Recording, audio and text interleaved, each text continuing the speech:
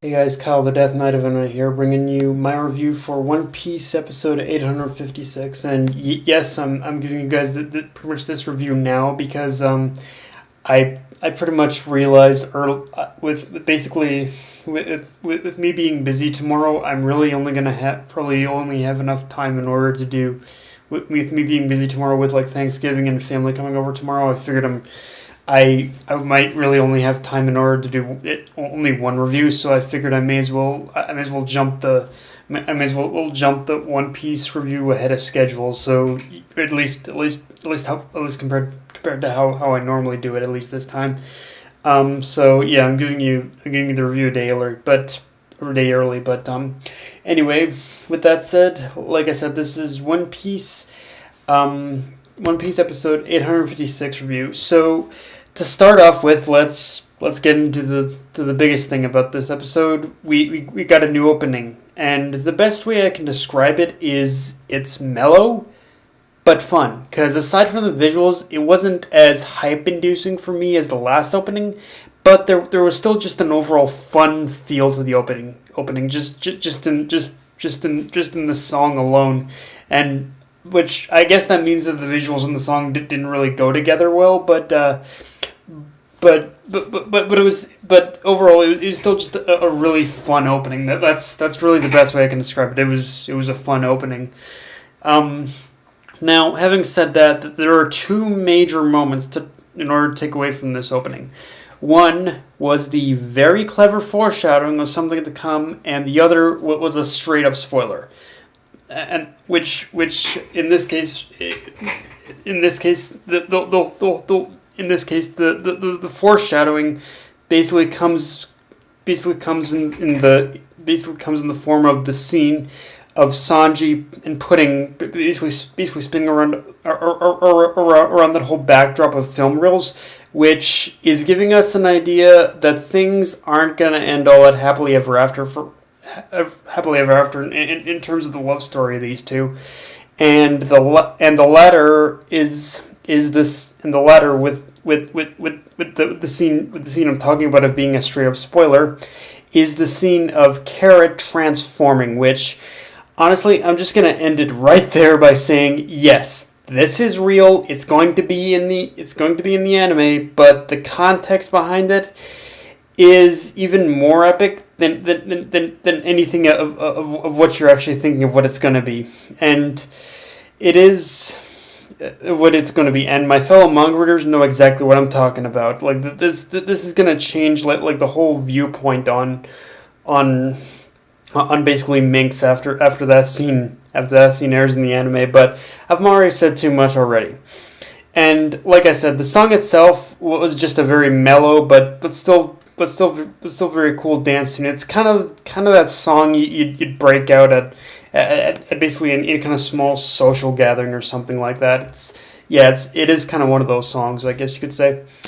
Um, and yeah, we get the big reveal in this episode. We get the big reveal of what Katakuri's face looks like under that scarf he wears, and yeah, the anime outdid the manga with that reveal for sure. And the thing is, it wasn't even anything major that pretty much made me even like the anime more than the manga. It was really just all in the smallest of touches that made the whole reveal of what Katakuri's face looks like pretty much that much more hilarious compared to the manga. Like those very few seconds of Katakuri wrapping his tongue around the donut, and of course the cherry on top was of course the inner monologue, and just the fact that it came back to me that Katakuri's voice actor is the same guy who also voices I think who also voices the main character of Gintama.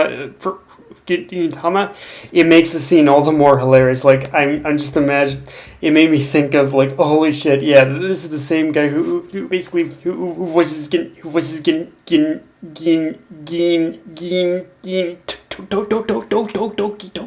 Toki. So yeah, it was just a hilarious scene overall, and yeah, anime. I gotta give Toei Animation credit. They definitely outdid the manga with that scene. I was just laughing my ass off at that whole reveal. Um,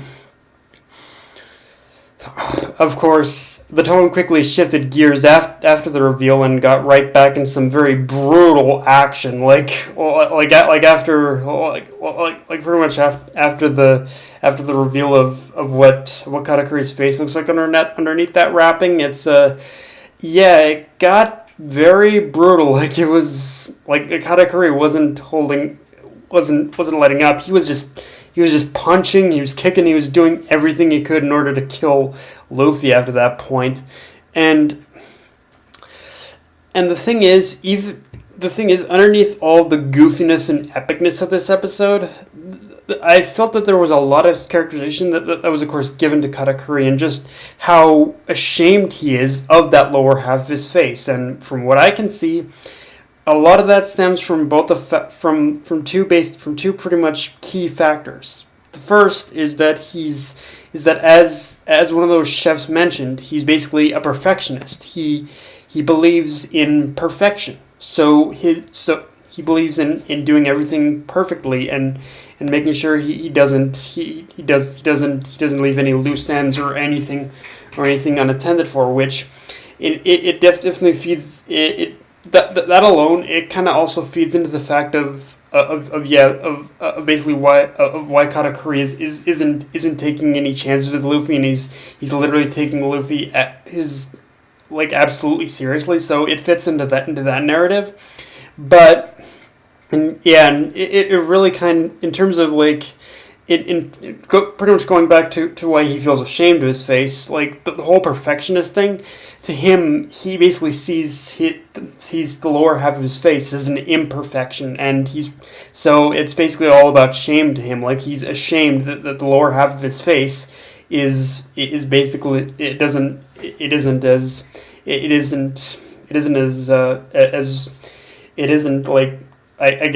normal as the rest of them. I guess that's the way I can see it, and the other thing.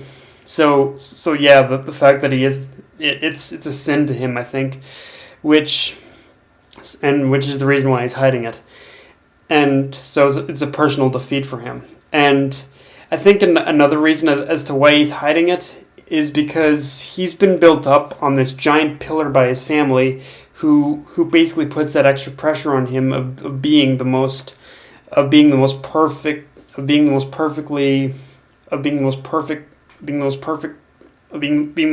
member of their family, whether it's and I think even though majority of the time they're referring to fighting abilities, I think that also kind of puts a little pressure on him in order to hide his face from them as well. So there's that too.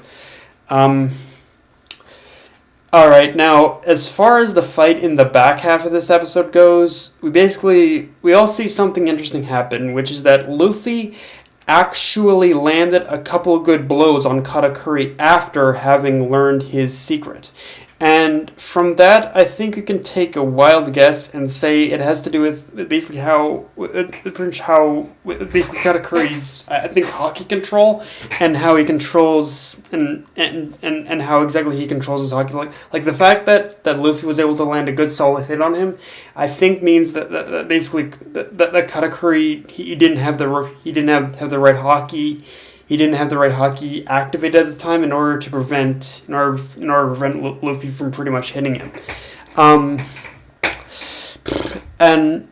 But even more than that, we basically there was a moment. There was a moment in that moment where Luffy was kicking Katakuri in the face, where I don't want to say anything right now, but I'm almost positive that was actually sort of the anime's way of teasing a very important factor about this fight that is going to come in later on in terms of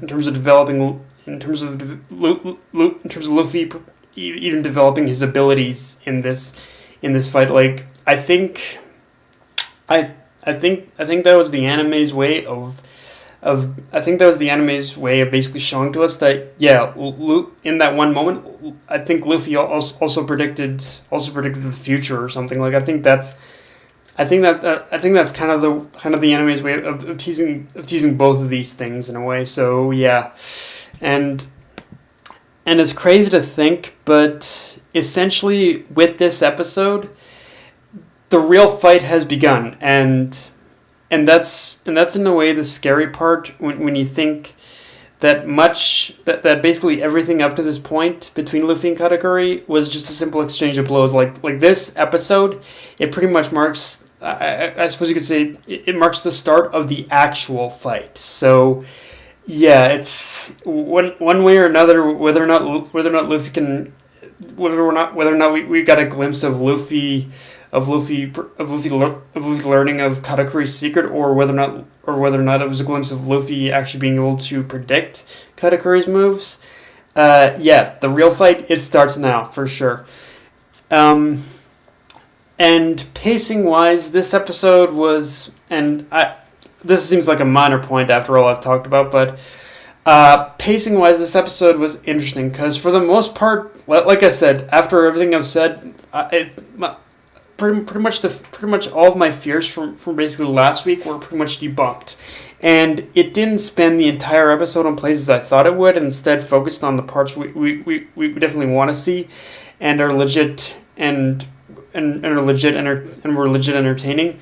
But I will say that the only slow part for me in this episode was pretty much the scene of Luffy exchanging banter with those three chefs. Like, honestly, that's really the only downside I have about the episode for me. Like, everything else in this episode was just amazing. And yeah, and now that the real fights begin, it's definitely things are getting good. Like, they're getting better. But yeah, guys, that's my review. If you enjoyed the video, like, comment, subscribe. Follow me on Twitter, Facebook. AniList or Crunchyroll. Death Knight of Anime, signing off. Later, guys.